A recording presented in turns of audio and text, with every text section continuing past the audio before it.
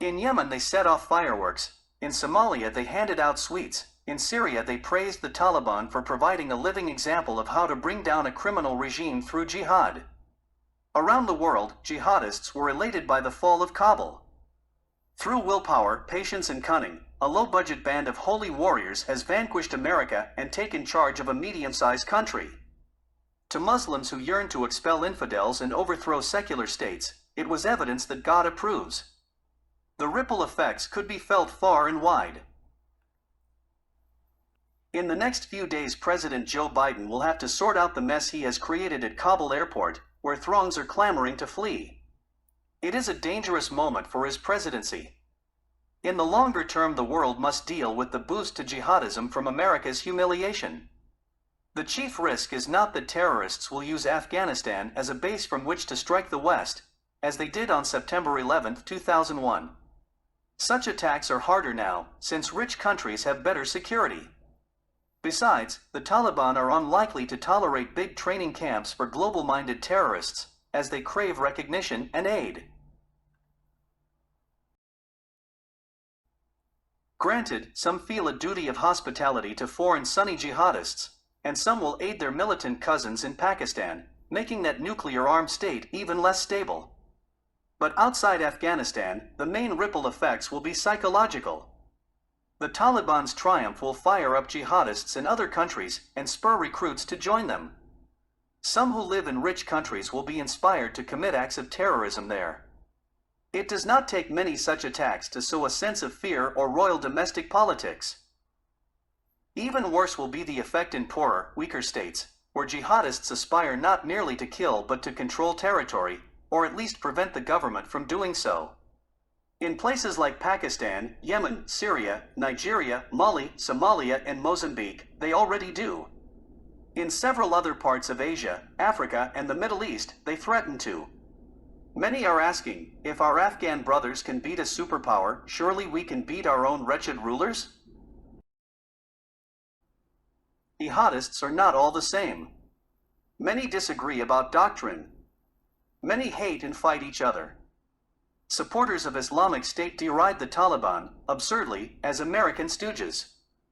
One of the first things the Taliban did in Kabul last week was to pull the leader of Islamic State in South Asia out of jail and kill him.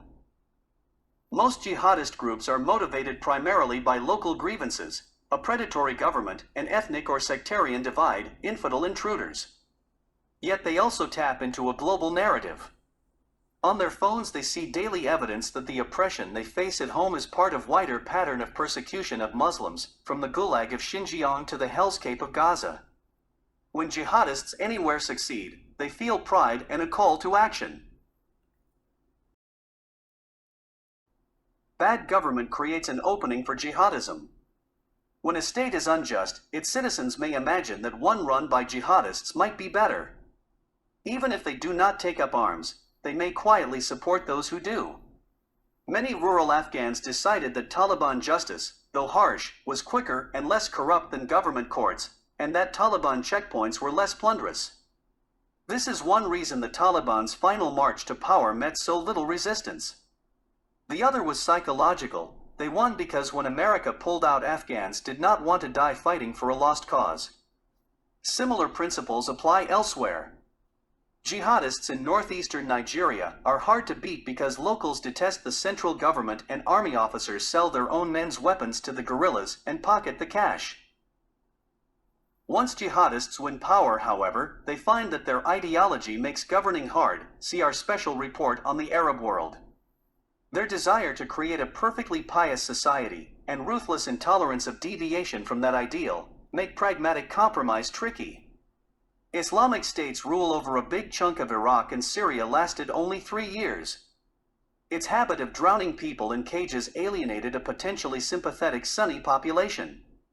So did its failure to foster economic activities other than looting and kidnapping. It scared outside powers and Shia Iraqis so much that they clubbed together to crush it. The Taliban were also dreadful rulers when they last ran Afghanistan. Much depends on whether they have learned from their mistakes. If a group of jihadists could not only seize a country, but also run it tolerably well, jihadists everywhere would see it as a beacon. Senior Taliban are at pains to seem pragmatic and insist they will respect human rights. But rocky times lie ahead.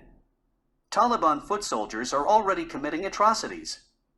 Many urban Afghans who have tasted the freedom to dress, work and study as they please, even if they are female, despise the new regime. Because reserves are frozen in America, it is short of cash. The Afghan economy has seized up, prices are soaring. The Taliban have yet to unveil good ideas for reviving it. Instead, they bluster that skilled Afghans must not emigrate. Skilled Afghans may have other ideas.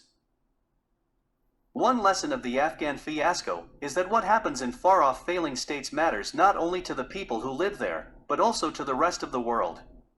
Calamity in Kabul today means bigger refugee flows, more jihadist attacks, and a greater chance that other Islamist insurgencies will prevail. That could destabilize a large number of countries, endangering both locals and the foreigners who visit or do business there. Another lesson is that a purely military approach to fighting jihadism does little to make the ground less fertile for it. The long-term solution is to build less awful, less exclusive states.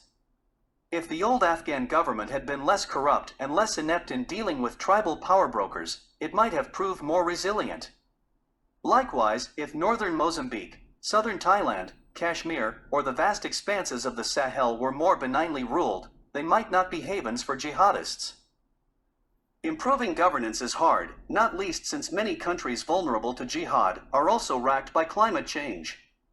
More frequent droughts add to discontent and stir conflicts over water and pasture. Donors can offer advice in cash, but ultimately it is up to locals to build institutions that work. Unless existing states provide basic services and something resembling justice, the jihadists' siren song will always sound seductive.